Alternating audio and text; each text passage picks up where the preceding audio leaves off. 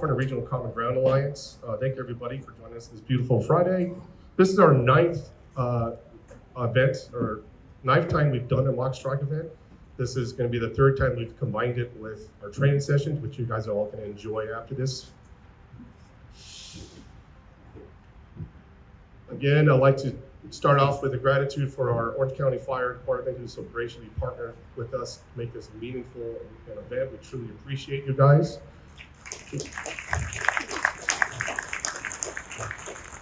We're also truly grateful to all of our sponsors and exhibitors who have donated money, time, and people to this important cause, safe excavation practices. I'd also like to welcome and thank our panel of subject matter experts, which we will close the event with, and the Underground Safety Board. This event's purpose is to build a safer California, where stakeholders in the excavation industry can remain profitable, work efficiently and safely alongside of all the diverse companies that share the underground environment. Let's take a minute to give you a brief background on California Regional Common Ground Alliance, also known as CARCGA. Formed in 2004 and incorporated in 2016, CARCGA is a 501c6 nonprofit mutual benefit corporation dedicated to ensuring public safety, environmental protection, and the integrity of services by promoting effective underground damage prevention practices in California. CARCGA is a regional partner of the National Common Ground Alliance, CGA. Through effective promotion of CGA's damage prevention best practices, CARCGA boasts participation from a variety of stakeholders, included but not limited to utility operators, professional excavators, and regulatory agencies. CARCGA's efforts in damage prevention helps eliminate damage to underground facilities, interruptions to vital services, safety risks, accidents, and fatalities. Today, we're here to give a live demonstration on the effects of hidden and active gas line while excavating in an unsafe manner. This scenario is something that could very likely happen to any one of us. This is an illustration of how unsafe decisions can easily culminate into a disaster when full care and diligence are not applied. Following the demonstration, registered guests will break up into their assigned groups and start a 5 training session circuit, followed by our closing of our subject matter expert panels, and then we'll provide you the lunch that we promised, the in and out.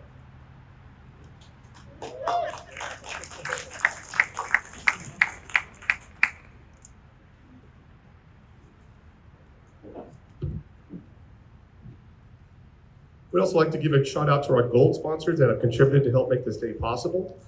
Diggler, SoCal Gas, California Surveying Draft and Supply, USIC, Northfield, VCI Construction, Pelican Corp, Advanced Spade, and Hager Underground.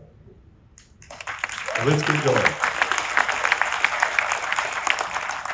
Please turn your attention to our excavation site. Here you see an everyday scene beginning in summer, good weather, busy work site in the roadbed grade in front of a new residential development that can be found peppered across California. An excavation contractor is meeting with their customer, a gas company engineer, to discuss plans on a pit that must be dug to install a new gas distribution line that branches out of an existing feed. The contractor and engineer are narrowing down the location of the pit and are ready to delineate the work zone before calling 811. The engineer tells the foreman, "I've received the records from the local engineers. The drawings show a small clearing right here in this area. However, there is a gas transmission line and an underground high voltage near our gas distribution line. We have to make sure we maintain separation." The foreman replies, "Shouldn't be a problem, boss. We're always careful. We'll make sure all the other utility operators' EPRs are accounted for before we dig." The engineer states that, "Great, remember 4216 now says if all your utility operators' responded before the dig date and time, you can actually start early, but be very thorough, making sure everything is marked or cleared."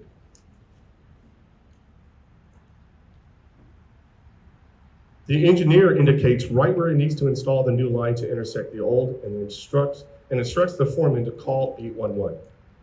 And the foreman marks the spot with an X.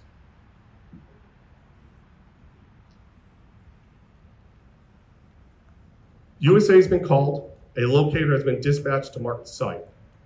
On a complicated work site involving high priority gas and power, Dig Law 4216, paragraph 2, section C requires an on-site meeting. The gas transmission line operator has arranged to meet the locator to discuss the planned excavation.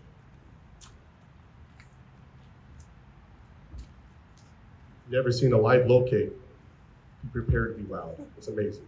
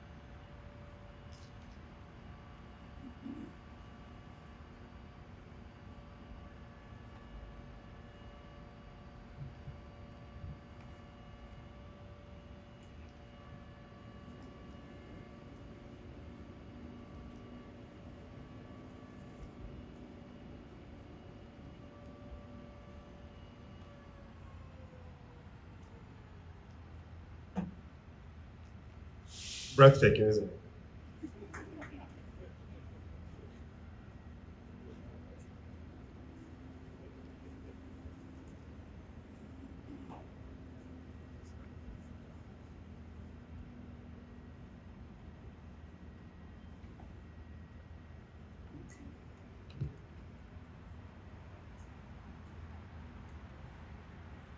So he's doing a big telco structure right there.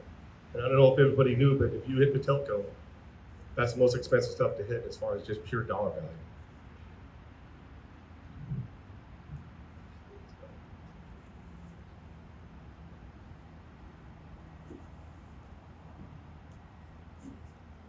To comply with 4216 Section B, the locators responded before the legal start date and time. The locator is marked within the delineation and has identified a telco structure, power, 2 individual gas lines that are parallel to the structure to be worked on. The locator uses both paint and flags. Since there's no pavement at the site and there's no opportunity to make offset marks, ignore the pavement right there, that's a scenario. Satisfied with the results, the locator leaves and closes the locate ticket.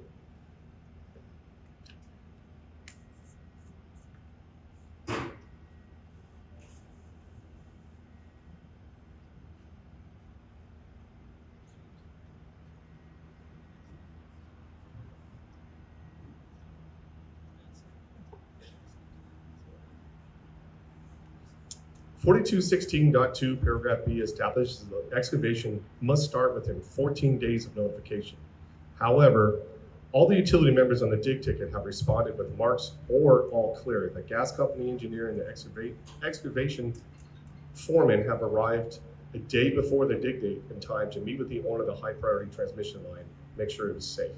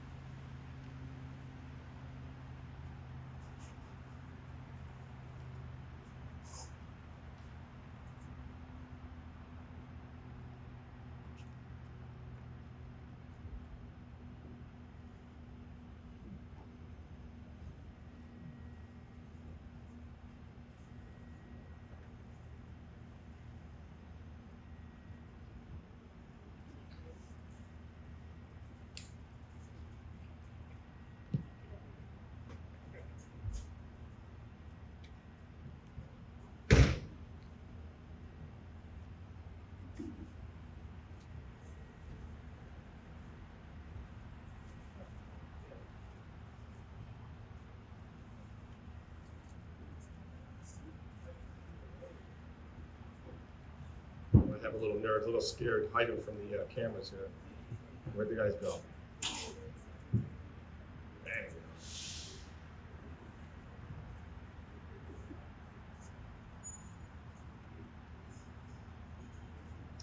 Foreman announces, I see the US Lake locate has been completed. I have all my EPR responses for each of the utilities listed on my ticket.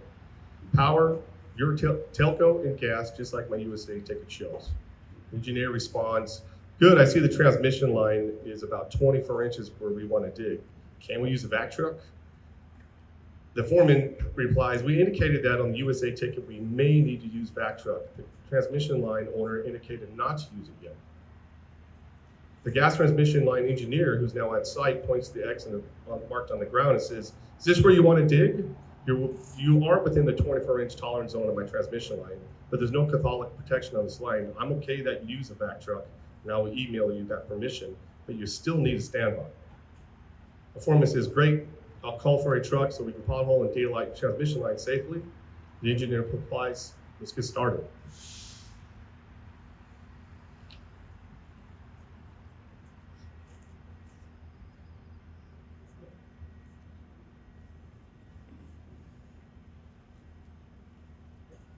Missing our cue.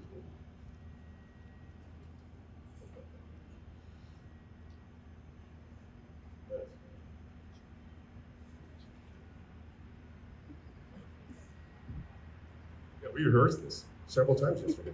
These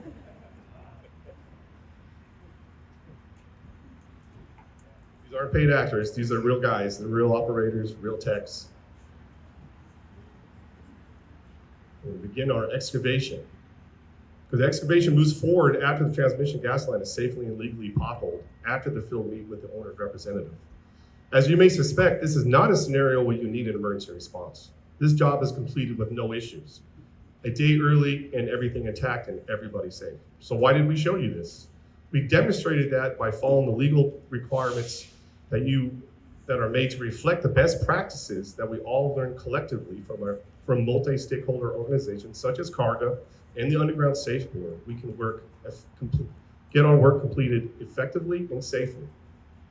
Something as trivial as examining your electronic positive responses and matching them to the utilities on your ticket may not seem that important at first, but it'll prevent delays and damages with just a few focused minutes of attention. Performing a required field meet for a high priority line solved yet another problem of delay and clarified how best to handle the excavation unit. Now we can demonstrate what happens when you mix a high priority line and complex locate with negligence.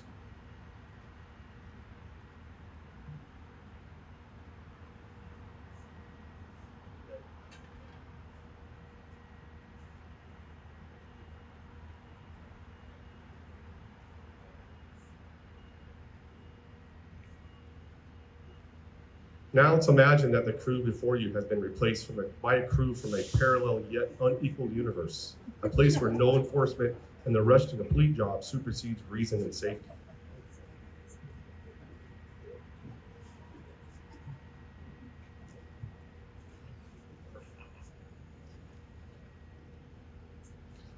A new crew has arrived to dig in the same area several days after our superstar crew has left. There's been a lot of construction traffic within the delineated area over the past 12 days. Both vehicles and boots have trampled over the marks. The crews see that there are extensive marks on the ground that include a gas line mark directly underneath a backfill area from the last dig. The crew assumes all utilities have been marked. They are unaware of the gas transmission line running through the site near the gas distribution line running through the site near the transmission line. The crew, who are in a hurry and do not practice the proper 5 steps of safe excavation, assume they can safely dig on the existing marks. They decline to call 811. One of the sets of flags and paints for the gas line directly under the area the foreman wants to dig have been almost completely wiped out. Since there's been no communication between the excavator, the engineer, and the inspector, gas company, or locator, no one at the site is aware of the second gas line that was within the dig pit. We all know that the Safe Dig Act of 2016 requires 811 be notified regardless of previous marks. If the crew digging is not the same company that called the ticket, or if the ticket has expired, or if the marks are no longer clearly visible. Simply contact an 811 and wait in the required time for all the responses for each utility to complete would ensure all lines are accounted for. The foreman complains, we got stuck on the last job, and the only way to get back on schedule is to dig today. There are already marks, yellow, red, orange. I even see a water valve over there. I think we're good. The mini-X operator says, I'd rather just wait till tomorrow. The whole thing is making me nervous. Plus, I hear the dig board is out here and checking out damages. I don't want to rake that tire. Engineer, get anxious, replies, you guys are responsible for getting things marked. It's not my fault you're behind this month. I told you guys from the beginning that I need this done ASAP. I have bigger projects to do. The foreman tells the operator, I get you're worried, but there's marks, this is all we have. So start digging and make sure your spotter is paying close attention. You'll be fine, I'm sure. Spotter says, easy for you to say, boss. Fire that thing up.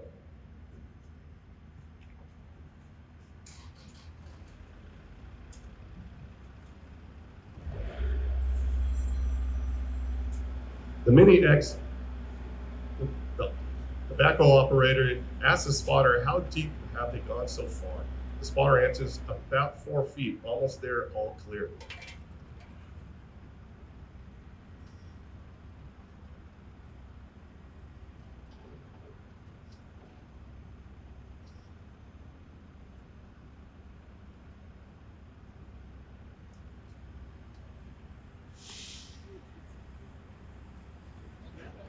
Larry, help, we hit the power. Get out of there, Larry. Call 911. Emergency services are contacted. The dispatcher contacts the fire rescue and gas company and SoCal Edison. It takes several minutes before arrival. Every minute that passes, electricity arcs through the excavator and threatens to ignite the gas. The fire department are the first to arrive. As the fire crew arrives, the arc of power ignites the gas. The power company must turn on the fire. Both of you safety operating report, having been put out from tractor fire from electric gas line and electrical lines compromised. Engine 7 agents police established Chamber command was located at engine 7. Orange County Fire copies 470 establishing Jamboree Command.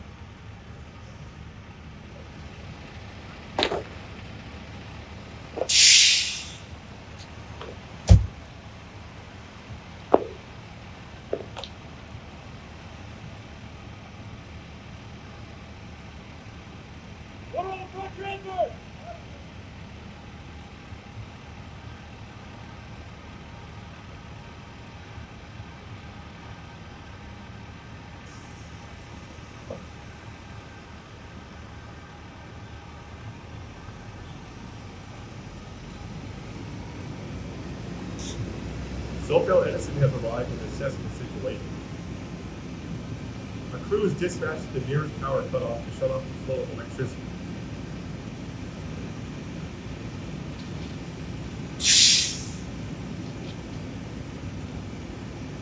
SoCal Gas has arrived to shut off the flow of the gas.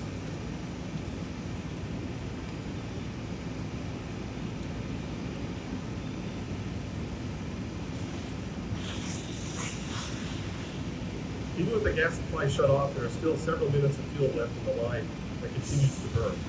During the intense heat of the fire, a large communication truck is burned, and emergency 911 circuits are also down.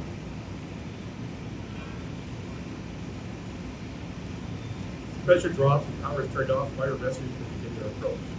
After several tense minutes, the flame has been extinguished. The operator of the excavator could have easily sustained serious burns as well as injuries from the initial explosion. This could have been tragic.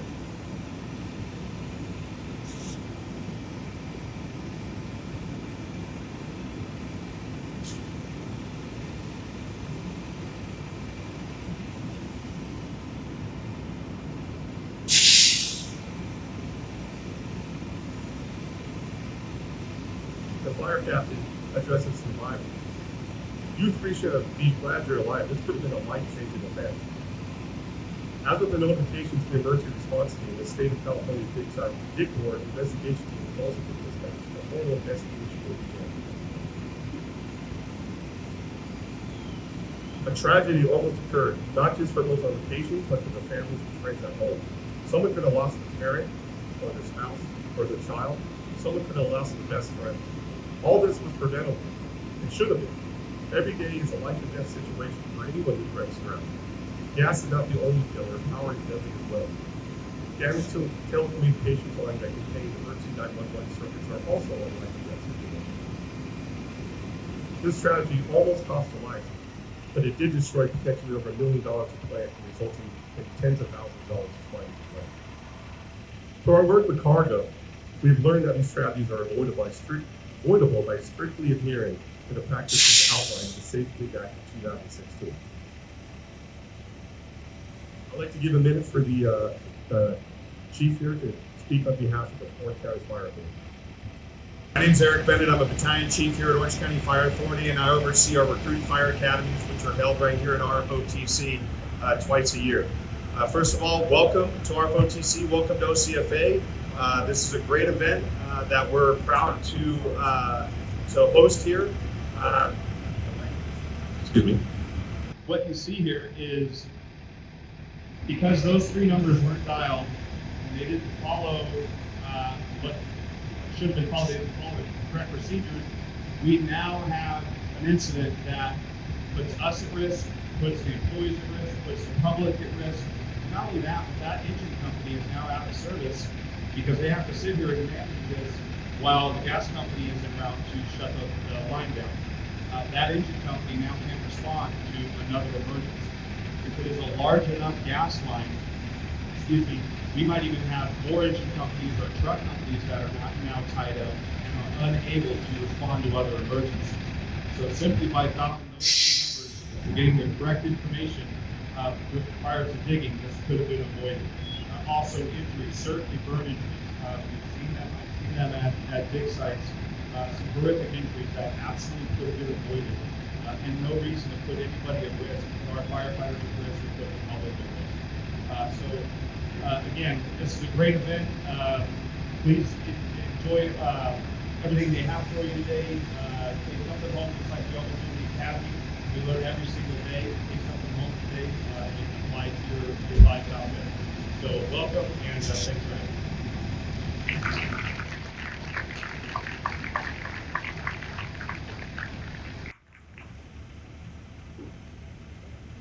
All right. During this event, I need just a few examples of the dig law 4216 within the narrative. Each one of these examples is a finable violation. Knowing, understanding, and adhering to these laws will not only prevent costly fines, but will prevent accidents and tragedy. This scenario has actually been played out in real life across this country, and even worse situations have occurred right here in California.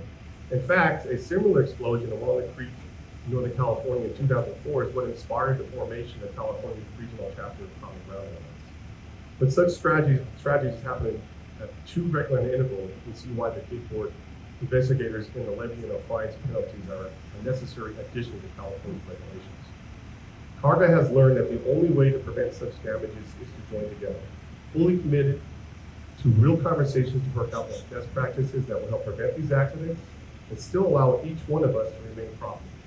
As a contributing entity of this Dig Safe Board, when we bring all of our experience and expertise to the table, we find a consensus that ultimately drives our state's policies. So at this point, we're going to get everybody together in their little session groups. You guys have and enjoy our food. Get on with our Friday. So again, thank you everybody. It's been an interesting day. I guys hope you enjoyed the demonstration. I hope you enjoyed the training sessions and learned something. Got something to take away. The whole theme of this, as you've noticed, has been common ground. The name Common Ground Alliance is that we have a shared responsibility.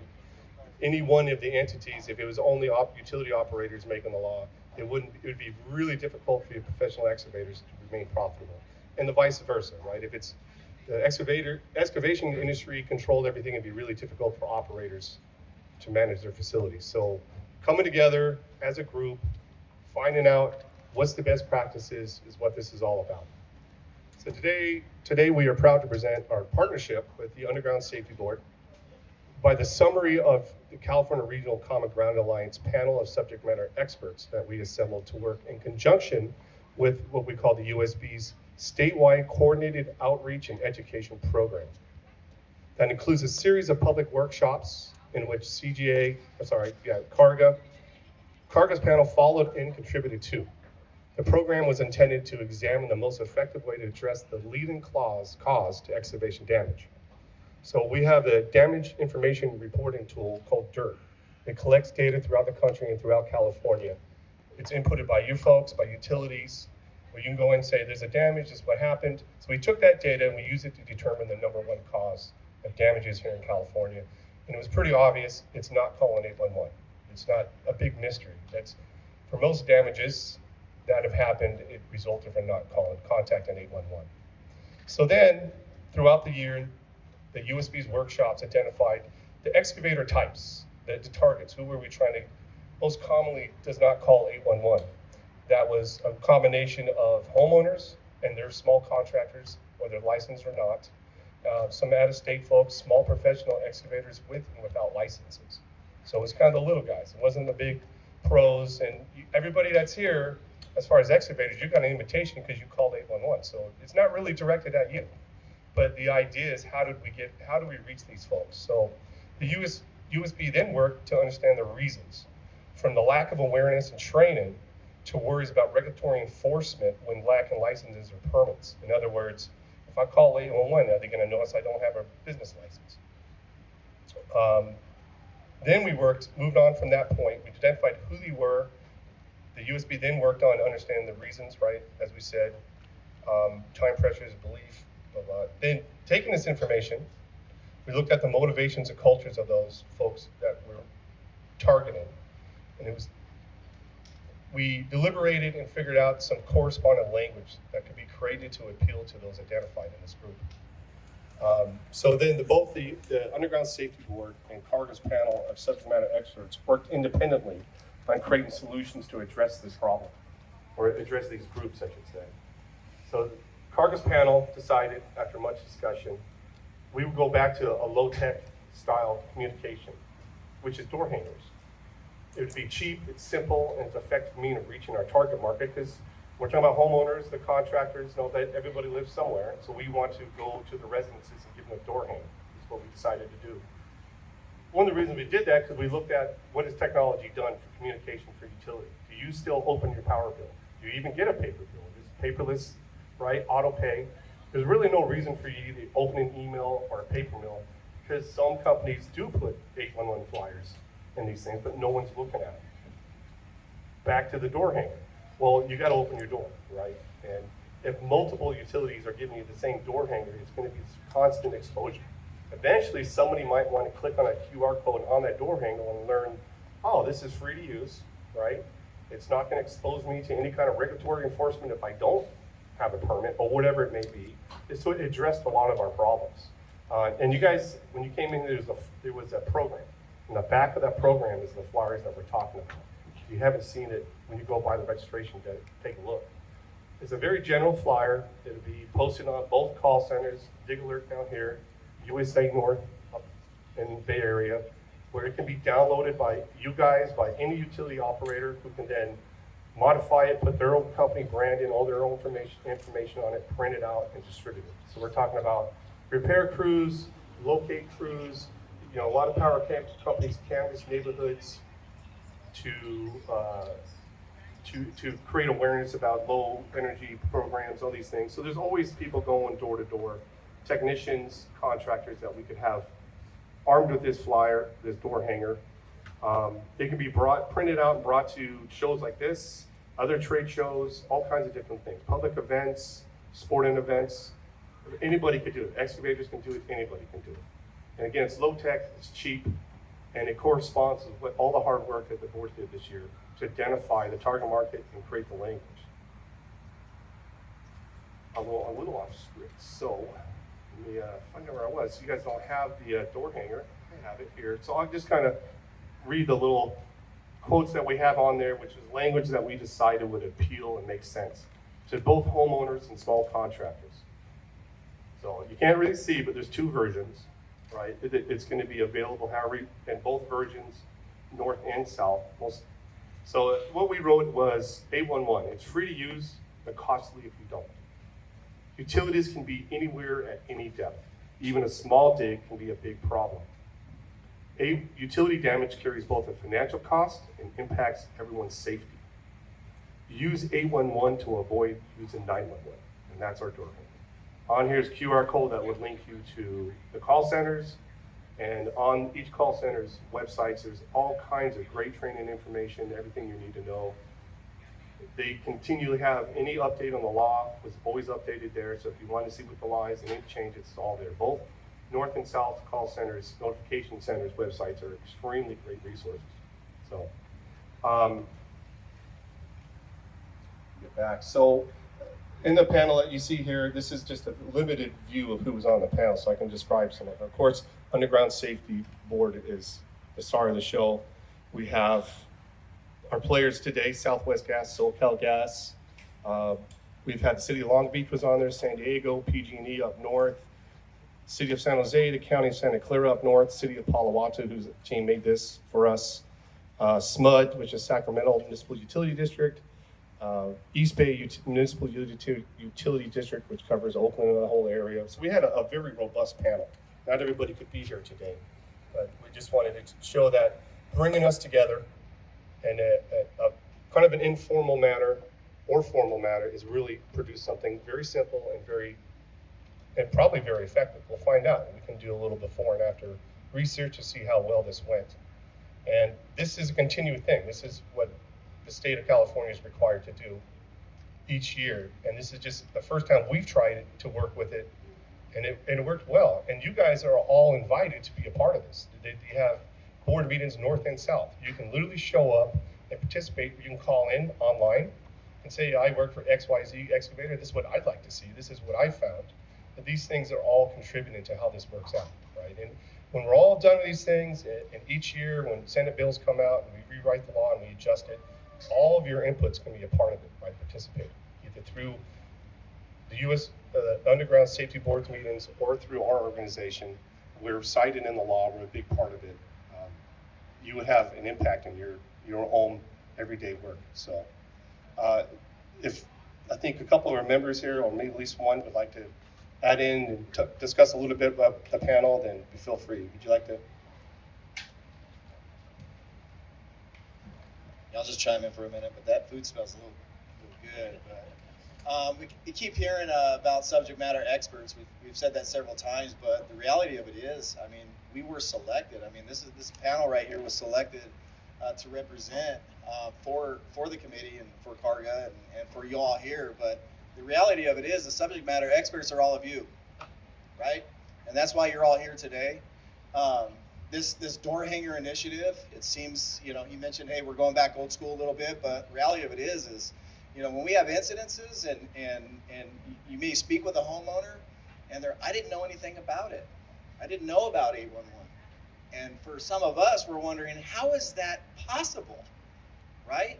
But it is, it's happening. And so for Southwest Gas, I know no notification being made. That's 50% of most of our incidents is no notification, right, to the one call center.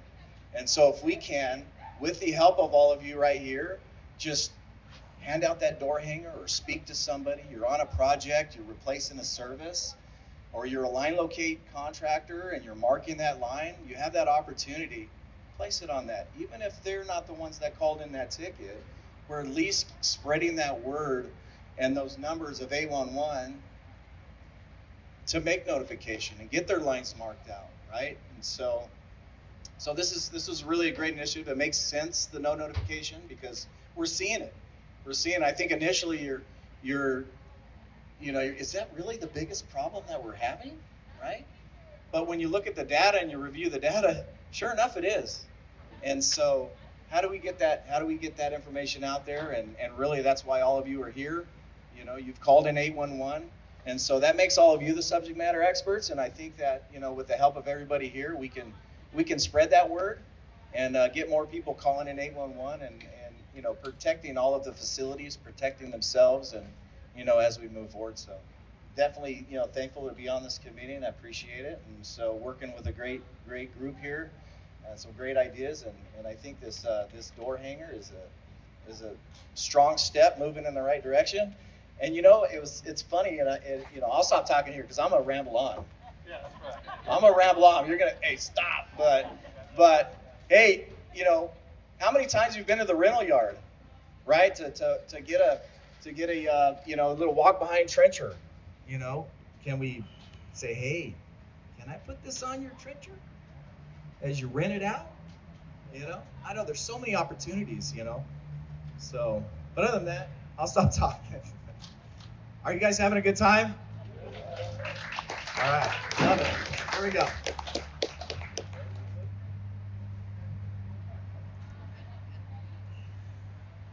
All right, I only have about 35 minutes of things I want to talk about. No.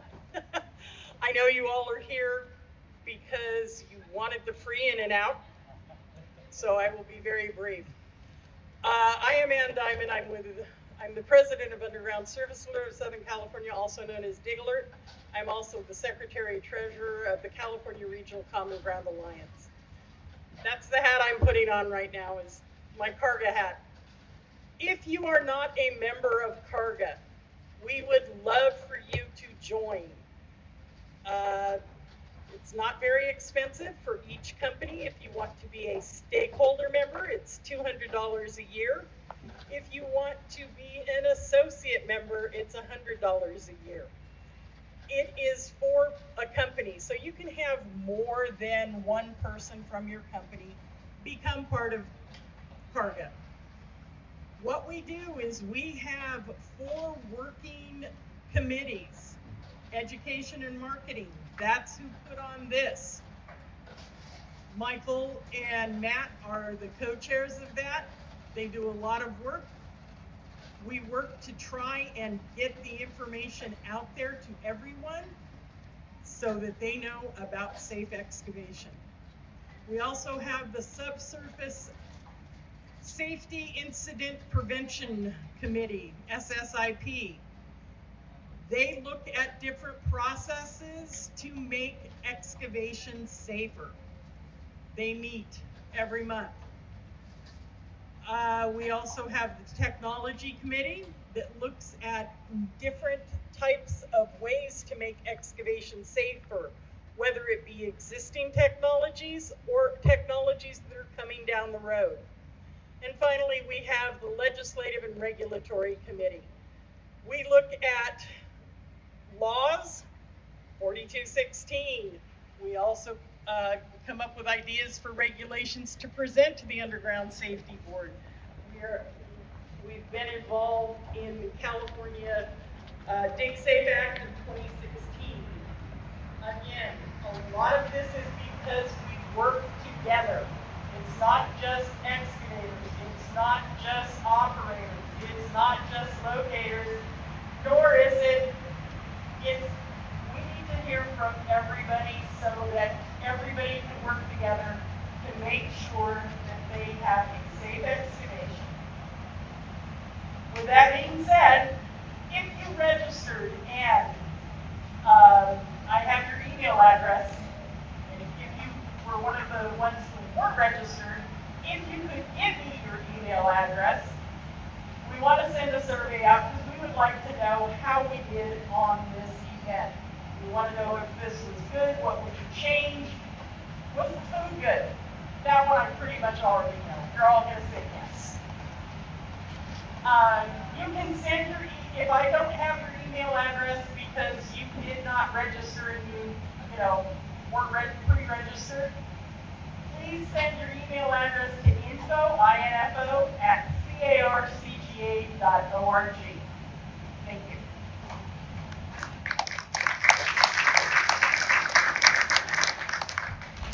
She just finished my last paragraph. Sorry, Michael. No, it's perfect. I'm glad. He was mentioned that there's subject matter experts, but so are you. And we did invite a lot of excavators, not one panel. And you did contribute. Some of that language came from you. And we'd love to see way more of you guys being a part of it. So again, we can't stress how important it is to you, to us, to everybody, the whole community at large, that you guys are really involved in your industry, which you're here. So step one. With that said, thank you so much for everything. Food is ready. I'm done talking. I'm sure you're gonna listen to me. So let's go.